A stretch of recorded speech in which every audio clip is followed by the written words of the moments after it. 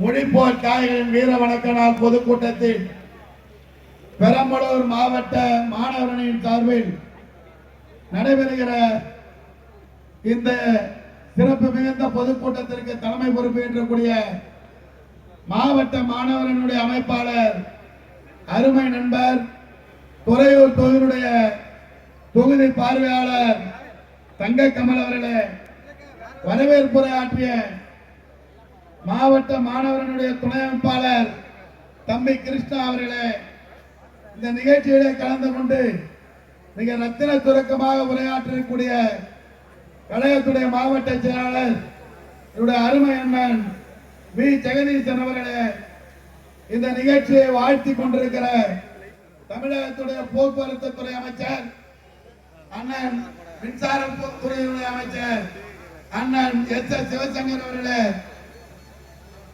இந்த நிகழ்ச்சியை மிக சீரும் சிறப்புமாக பெரம்பலூரில் நடத்த ஆணையிட்டு இன்றைக்கு பேராவூரணியிலே வீர வணக்க நாள் நிகழ்ச்சியிலே கலந்து கொண்டு உரையாற்றக்கூடிய திராவிட முன்னேற்ற கழகத்துடைய துணை பொதுச் செயலாளர் முத்தமிழறிஞர் தலைவர் கலைஞர் அவர்களால் தகத்தகாய சூரியன் என்று அழைக்கப்பட்ட அண்ணன் மேனாள் அமைச்சர் என்னாலும் அமைச்சர் அண்ணன் ராஜா அவர்களே, எனக்கு பின்னால் உரையாற்ற இருக்கக்கூடிய திராவிட இயக்கத்துடைய நடிகர், நல்ல பேச்சாளர், கலை இலக்கிய பேரவை பகுத்தறிவு பேரனுடைய தலைவர் அருமை அண்ணன் போஸ் வெங்கட் அவர்களே, கழகத்துடைய கொள்கை பரப்பு துறை செயலாளர் அண்ணன் சேர்க்காடு கென்னடி அவர்களே, இளம் பேச்சாளர், எம்ஏ தமிழை படித்துவிட்டு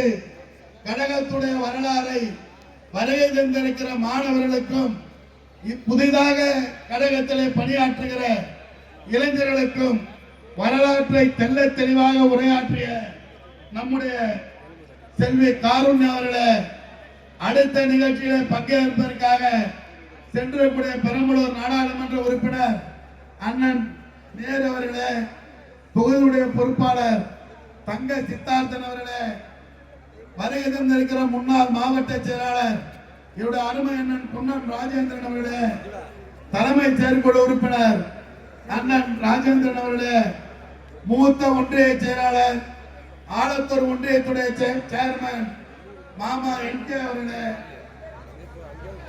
மாவட்ட துணை செயலாளர் டி சி பாஸ்கர் அவர்களே, மாவட்ட துணை செயலாளர் சன் சம்பத் அவர்களே, நூருல்லா இஸ்மாயில் அவர்களே, மாவட்ட பொருளாளர் ரவிச்சந்திரன் அவர்களே, அண்ணன் முன்னாள் சட்டமன்ற உறுப்பினர் ராஜ்குமார் அவர்களே, ஒன்றிய செயலாளர் நல்ல தம்பி அவர்களே, மதியழகன் அவர்களே, ராஜேந்திரன் அவர்களே, டாக்டர் வல்லபன் அவர்களே, ஜெகதீசன் அவர்களே, மாவட்ட இளைஞர் அமைப்பாளர் அருமை தம்பி ஆகவன் அவர்களே, இங்கே உரையாற்றிய மாவட்ட மகளிரினுடைய அமைப்பாளர் கழகத்துடைய வீராங்கனை வன்னியர் நலவாரிய உறுப்பினர் இவருடைய அருமை சகோதரி மகாதேவி ஜெயபால் அவர்களே, நம்முடைய பேரூர் கழகத்துடைய செயலாளர் பூலாம்பாடி செல்வலட்சுமி அவர்களே, எல்லோரும் பேரையும் சொல்லணும்னு அவசியம். நம்முடைய புண்ணந்தோயுடைய பொறுப்பாளர் தம்பி அருண் அவர்களே, ஏன்னா நான் ஓராண்டு காலம் இந்த அண்ணா என்ன 10 நிமிஷம் நான் தான் பின்னாடி பேசணும், நான் முன்னாடி பேசுறேன். நான் விக்கிரவாண்டி சட்டமன்ற உறுப்பினர் இல்ல, ஒரு வருஷம் நான் பெரம்பலூர் தொகுதியில் தங்கியிருந்தோம். எல்லாரும் எனக்கு தெரியும். இங்க இருக்கிற மணிவாசகன் என்ன எல்லா டீ கடையிலும் டீ சாப்பிட வச்சிருக்காங்க. அதனால எல்லார் பேரையும் சொல்லணும்னு எனக்கு ஆசை. ஆனால் நான் இந்த மண்ணின் மைந்தன். இங்க சொன்னார்ல, இது திமுகவுடைய கோட்டை. ஒரு காலத்தில் தேரரின் கோட்டமா திருச்சி மாவட்டத்துடைய ஒரு பகுதிதான் பெரம்பலூர். இங்கேதான் பெரியாருக்கென்று புதிதாக தேசிய நெடுஞ்சாலையில ஒரு பெரிய அரங்கம் இருக்கிறது. இது ஒரு பகுத்தறிவு பூமி. இந்த பூமியில நான் அண்ணன் ராஜாவுடைய அலுவலகத்திலே தங்கி தேர்தல் பணி ஆற்றியதுடைய பகுத்தறிவாதிகள் ஒத்துக்கொள்ள மாட்டார்கள். ஆனால் நான் சாமி கும்பிடுறவன். அந்த அதிர்ஷ்டம் தான் இன்றைக்கு சட்டமன்ற உறுப்பினராக இந்த இடத்துல நின்று கொண்டிருக்கிறேன். இதே இடத்திலே நாடாளுமன்ற உறுப்பினர் வேட்பாளராக வந்த அருணுக்கு கம்யூனிஸ்ட் கட்சியுடைய தலைவராக இருந்த மாநில செயலாளர் முத்தரசனை வைத்துக் கொண்டு இங்கே வாக்கு கேட்டோம். அதனால் இங்கே கீழே உட்கார்ந்து இருக்கிற எல்லோரையும் எனக்கு தெரியும். ஆனால் ஒரு வித்தியாசம், நான் மிகுந்த மனநிறைவோடு இந்த நிகழ்ச்சியில் இருக்கிறேன். எனக்கு முன்னால் பேசிய அண்ணன் சேர்க்காடு கண்ணடி சொன்னார், இது நடிகரை பார்க்க வந்த கூட்டம் அல்ல. நம்முடைய தம்பி தங்க கமல் அவர்கள் துறையூர் பகுதியிலே தேர்தல் பணி பொறுப்பாளராக பதவி பொறுப்பு வழங்கப்பட்டவுடன் என்னை தொலைபேசியில் அழைத்து எல்லோரும் என்னிடத்தில் எங்கள் மாவட்டத்தில் சொல்கிறார்கள், நீங்கள் அன்னியூர் சிவாவை போல பணியாற்ற வேண்டும் என்று நீங்கள் எப்படி பணியாற்றினீர்கள் என்று கேட்டார். நான் சொன்னேன், நான் எப்படி பணியாற்றினேன் என்று எனக்கு 1988 நான் சின்னஞ்சிறுவனாக இருந்த பொழுது வேப்பூர் பகுதியுடைய ஒன்றுபட்ட ஒன்றிய செயலாளராக இருந்து எங்களை கூட்டத்திற்கு அழைத்து வந்து அன்றைய சென்னை மாவட்டத்துடைய இளைஞரணி அமைப்பாளர் தலைவர் கலைஞர் அவர்களால் இந்திரஜித் என்று புகழப்பட்ட என்னுடைய மாமா பரிதிரவதியோடு என்னை கூட்டம் நடத்த பேச அனுமதித்த அண்ணன் குன்னம் ராஜேந்திரன் தான் அன்றைக்கு மாவட்ட செயலாளர். அவர்கிட்ட கேளுங்க. அதற்கு பிறகு அண்ணன் ஜெகதீசன் இருந்தார். அதற்கு பிறகு துணை பொதுச் செயலாளர் அண்ணன் ராஜாவுடைய நம்பிக்கை நட்சத்திரம் அணுபொழுதும் பிரிந்திருக்காத நகர்மன்ற தலைவருடைய கணவர் அண்ணன் என்ஆர்ட்ட கேளுங்க, நான் எப்படி வேலை செஞ்சேன்னு தெரியும். ஏனென்று சொன்னால் நான் ஒவ்வொரு கிராமமாக, ஒவ்வொரு பகுதியாக, ஒவ்வொரு அணியினுடைய அமைப்பாளர், துணை அமைப்பாளர் எல்லோரிடமும் நான் பழகி, நான் இந்த தொகுதியில மிகப்பெரிய ஒரு வேட்பாளரை எதிர்த்து திராவிடர் முன்னேற்ற கழகம் போட்டியிட வேண்டிய அந்த காலகட்டத்தில் இந்த தொகுதியிலே அவருக்கு ரத்த சம்பந்தப்பட்ட உறவுகள் இருந்தும் 35,000 வாக்கு வித்தியாசத்திலே என்னுடைய நண்பர் என்னுடைய இருக்கைக்கு பக்கத்து இருக்கையில் உட்கார்ந்து இருக்கிறார். சட்டமன்ற உறுப்பினராக எனக்கு மூத்தவர், ஆனால் வயதிலே சிறியவர். ஏதாவது சட்டசபையில சந்தேகம்னா அவரை தான் கேட்பேன். ஏன்னா பிரபாகரன் எனக்கு லெப்ட் சைடு என்னுடைய நண்பர். அவர் 103 இருக்கை, எனக்கு 104. என்னிடத்திலே நான் சட்டமன்ற உறுப்பினராக தேர்ந்தெடுக்கப்பட்டு எங்களுடைய மாவட்ட செயலாளராக இருந்த அண்ணன் புகழேந்தி அவர்கள் மறைந்துவிட்ட காரணத்தினால் நான் தேர்ந்தெடுக்கப்பட்டேன். ஒரு கடைகோடி கிராமத்திலே ஒரு இளைஞரணியினுடைய துணை அமைப்பாளராக புறப்பட்ட என்னை அடையாளம் கண்டு திராவிட முன்னேற்ற கழகத்துடைய தலைவர், தமிழகத்துடைய முதலமைச்சர், நான் மேடைக்கு மேடை என் வாய் நிறைய அழைக்கிற என்னுடைய இதய தெய்வம் தளபதி மு.க. ஸ்டாலின் என்னை வேட்பாளராக அறிவித்து நான் தேர்ந்தெடுக்கப்பட்டு தமிழ்நாட்டிலே இருக்கிற அனைத்து நிர்வாகிகளும் அந்த பகுதிக்கு வந்து தேர்தல் பணியாற்றி என்னை வெற்றி பெற செய்துவிட்டு நான் சட்டமன்ற பேரவை தலைவருடைய அறையிலே பொறுப்பேற்று பதவியேற்றதற்கு பின்னால் என்கிட்ட ஒரு சீட்டை காமிச்சு இந்த இடத்துல நீங்க உட்கார்றீங்களான்னு கேட்டாங்க. நான் பார்த்தேன், பிரபாகரன் 103, 104 காலியாக இருந்தது. இது புகழேந்தன் உட்கார்ந்த இடமான்னு. ஆமாண்ணா, ஏன்னா அது பெயர்ல அகரவரிசைப்படி உட்கார வைப்பேன். நான் எஸ்ல போய் உட்கார்ந்தேன். ஆனால் நானும் பிரபாகரனும் 1 வருடமாக பெரம்பலூர் சட்டமன்ற தொகுதியினுடைய பார்வையாளராக இருந்த காரணத்தினால் அவர் பக்கத்தில் உட்கார்ந்து எந்த ஒரு பிரச்சனையாக இருந்தாலும், எந்த ஒரு ஆண்டிய கோரிக்கையாக இருந்தாலும், சட்டமன்றத்திலே ஒரு அமைச்சர் ஒரு கேள்விக்கு பதில் சொன்னால் ஒரு விரலை தூக்கி இந்த தொகுதிக்கு என்ன வேண்டும் என்று அண்ணன் ராசா விரும்புகிறாரோ அந்த கேள்வியை கேட்டு அதை பெற்று வந்திருப்பவர் தான் நம்முடைய நண்பர் பிரபாகரன். சும்மா ஒன்று சொல்றேன், மற்றதெல்லாம் மற்றவங்க பேசிட்டாங்க. நான் எதெல்லாம் ப்ரிப்பேர் பண்ணணும், 1938 பெரியார் தலைமையில் மகளிர் மாநாடு காரூண்யா சொல்லிட்டாங்க. அப்புறம் மொழி போர் வரலாறு அண்ணன் சேர்க்காட்டார் சொல்லிட்டார்.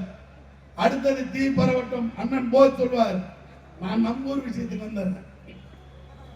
இந்த பெரம்பலூருக்கு இந்த பஸ் ஸ்டாண்ட்ல இருந்து இந்த ரிங் ரோட்ல இருந்து 360 கோடி ரூபாய் செலவில் இன்றைக்கு காவிரி கூட்டு குடிநீர் திட்டம் வேப்பந்தட்டையில இருக்கிற தீயணைப்பு நிலையம், ஆலத்தூரில் வந்திருக்கிற அரசு கலை கல்லூரி, இன்றைக்கு 4 கோடி ரூபாய் செலவிலே துறையூருக்கும் தேசிய நெடுஞ்சாலைக்கும் புதிய சாலை அமைப்பதற்கான திட்டம். இப்படி ஒவ்வொரு திட்டத்தையும் இன்றைக்கு பிரபாகரன் சட்டமன்றத்திலே அவர் கேட்கிறதா நான் கேட்கிறதான்னு தெரியாத அளவுக்கு 2 பேரும் கையை தூக்கிட்டே இருந்தோம்.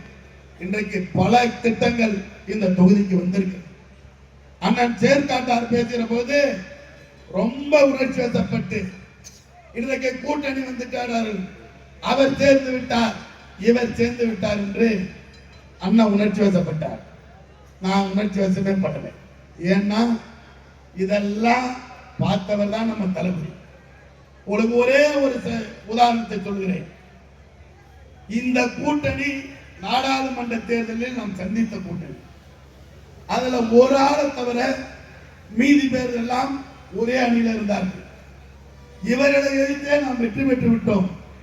இவர்கள் காற்ற பூச்சாண்டிகள்லாம் நம்ம பயப்பட மாட்டார் தலைவர். ஏன்னா இதை விட பெரிய பூச்சாண்டி எல்லாம் அவர் பார்த்தவர். அன்றைக்கு நம்முடைய முத்தமிழறிஞர் கலைஞர் மறைவை ஒட்டி மெரினாவிலே அவரை அண்ணாவுக்கு பக்கத்திலே ஓய்வு கொள்ள வேண்டும் என்று நினைத்து அதை அன்றைக்கு முதலமைச்சராக இருந்த மோடியினுடைய கையால் எடப்பாடி இடம் தர மறுத்தார். ஆனால் நம்முடைய தலைவர் சட்ட போராட்டம் நடத்தி அந்த இடத்தை பெற்றார். அதே போல இன்றைக்கு 10 முறை தோல்வி அடைந்த ஒரு பழனிசாமியை 11வது முறையாக நாம் தோல்வியடை செய்வதற்கு தான் இந்த தேர்தல் வந்திருக்கிறது. இங்கே நிறைய கல்லூரி மாணவர்கள் வருகை தந்திருக்கிறது. நான் இங்கே இருக்கிற நம்முடைய தம்பிமார்களை உங்களிடத்திலே 5 நிமிடம் என்னுடைய பேச்சை கவனிக்குமாறு உங்களிடத்திலே என்னுடைய பணிவான விண்ணப்பத்தை தெரிவித்துக் கொள்கிறேன். நான் ஒரு மாணவன். நான் ஒரு கல்லூரியிலே பயின்று இன்றைக்கு சட்டமன்ற உறுப்பினராக உங்களிடத்தில் நிற்கிறேன்.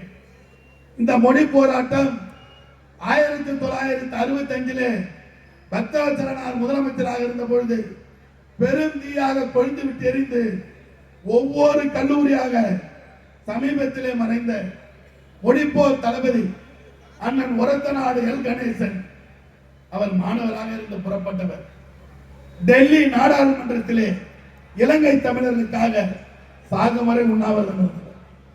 உங்களைப் போல ஒரு கல்லூரி மாணவராக இருந்தவர் திராவிட முன்னேற்ற கழகத்துடைய பொதுச் செயலாளர் ஐயா துரைமுருகன். அதே போல சட்டமன்றத்துடைய சட்டப்பேரவை தலைவராக இருந்த அண்ணன் காளிமுத்து ஒரு கல்லூரி மாணவர். ரகுமான் கான் ஐயா கல்லூரி மாணவர். சுப்பு, அதே போல காமராஜரை தோற்கடித்த விருதுநகர் பே. சீனிவாசன் கல்லூரி மாணவர். ஏன் விழுப்புரம் மாவட்டத்துடைய விடுவெள்ளி கழகத்துடைய துணை பொதுச் செயலாளர் அண்ணன் பொன்முடி அவர்கள் அண்ணாமலை பல்கலைக்கழகத்துடைய திராவிட மாணவர் முன்னேற்ற கழகத்துடைய செயலாளர். இப்படி இன்றைக்கு தமிழ்நாட்டுடைய அமைச்சரவையிலே தமிழ்நாட்டுடைய சட்டமன்றத்திலே ஆயிரக்கணக்கான பேர் உங்களை போன்ற மேடைக்கு கீழே உட்கார்ந்திருந்த மாணவர்கள் தான் இந்த நாட்டை ஆண்டு கொண்டிருக்கிறார்கள். அந்த நம்பிக்கையில் இன்றைக்கு வந்திருக்கிற இந்த மும்மொழி கொள்கையை நீங்கள் ஏற்றுக்கொண்டால்தான் 4000 கோடி ரூபாயை கொடுப்போம் என்று மத்திய மனிதவளத்துறை அமைச்சர் சொல்லியும் எங்களுடைய கொள்கை பேரறிஞர் அண்ணா அவர்கள் 1965 ஆண்டு உள்துறை அமைச்சராக இருந்த உள்சாரிலால் நந்தா அவர்களிடத்திலே நாடாளுமன்றத்தில் நீங்கள் ஒரு காட்டாட்சி நடத்துகிறீர்கள், எங்கள் மாணவர்கள் அவர்களை தடுப்பார்கள், முதலமைச்சரை வேறு ஒருத்தவரை கொண்டு வருவார்கள் என்று சொல்லி அண்ணா அன்றைக்கு நாடாளுமன்றத்தில் அறைகூவல் நடத்தார். அதன் விளைவுதான் மாணவர்களுடைய புரட்சியால் திராவிட முன்னேற்ற கழகத்துடைய தலைவராக இருந்த முத்தமிழறிஞர் கலைஞர் அவர்களை பாளையங்கோட்டை தலைமைச் சிறையிலே கைது செய்து வைத்தார்கள். அது மொழி போராட்டத்திற்காக என்பதை இன்றைய இளைஞர்கள் தெரிந்து கொள்ள வேண்டும். இந்த நிகழ்ச்சியிலே பெருமளவு வந்திருக்கிற கல்லூரி மாணவர்கள் 10 தடவை பாதை வராது பதுங்கி கிடைக்கும் புதிய தமிழா, செத்து மடிவது ஒரு முறை தாண்டா, சிரித்து கொண்டே சிறுக்களமாடா, முத்தமிழோடு மோதினார் பகைவர், உடங்கி கிடப்பது என்ன நீதி, குத்தும் கணைகள் குண்டுகள் வரட்டும், புரிது பொய்யடா கொட்டு முறைச்சு என்று நம்முடைய உணர்ச்சி கவிஞர் காசியானந்தன் எழுதிய கவிதைகளை அன்றைக்கு 1980களில் ஒவ்வொரு கல்லூரியாக பேசி வந்தவர் தான் அன்றைய மாணவரணி செயலாளர், இன்றைய கழகத்துடைய பொதுச் செயலாளர் ஐயா துரைமுருகன் அவர்கள். அதே போல மத்திய அமைச்சராக பதவி வைத்த விழுப்புரம் மாவட்ட மண்ணுக்கு சொந்தக்காரர், அரக்கோணம் நாடாளுமன்ற உறுப்பினர் ஐயா ஜெகத் லட்சுமணன் அவர்கள் செங்கல்பட்டு மாணவர் திராவிடர் மாணவர் முன்னேற்ற கழகத்துடைய மாவட்ட செயலாளர். ஏன் இதை சொல்லுகிறேன் என்று சொன்னால், இன்றைக்கு தங்க கமல் அவர்கள் பேசியதையும் காருண்யா அவர்கள் பேசியதையும் வரவேற்புரை ஆற்றிய தம்பி கிருஷ்ணா அவர்கள் பேசியதெல்லாம் பார்க்கிற பொழுது இன்னும் ஒரு 50 ஆண்டுகளுக்கு வருங்கால தமிழகத்தை வழிநடத்த இருக்கிற எங்களுடைய இளம் தலைவர், தமிழ்நாட்டினுடைய முதலமைச்சர் அண்ணன் உதயநிதி ஸ்டாலினுக்கு பின்னால் ஆயிரக்கணக்கான தொண்டர்கள் இந்த பெரம்பலூர் மாவட்டத்திலே இருக்கிறார்கள். தீ பரவட்டும் என்று இன்றைக்கு ஒரு பராசக்தி பலத்தின் மூலம் ஏன் சொல்லுகிறோம் என்று சொன்னால், இன்னும் நிறைய கருத்தை சொல்லுவேன். ஏதோ சாதாரணமா நினைக்கிறீங்க மொழி பிரச்சனை, அப்படி கிடையாது. முதலில் உன் இனத்தை அழிக்க வேண்டும் என்று சொன்னால் உன் மொழியை அழிக்க வேண்டும்.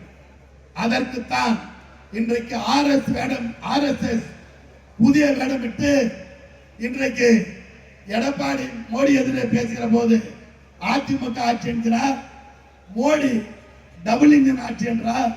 அப்ப 2 முதலமைச்சரா என்பதை நாட்டு மக்கள் முடிவு செய்வார்கள்.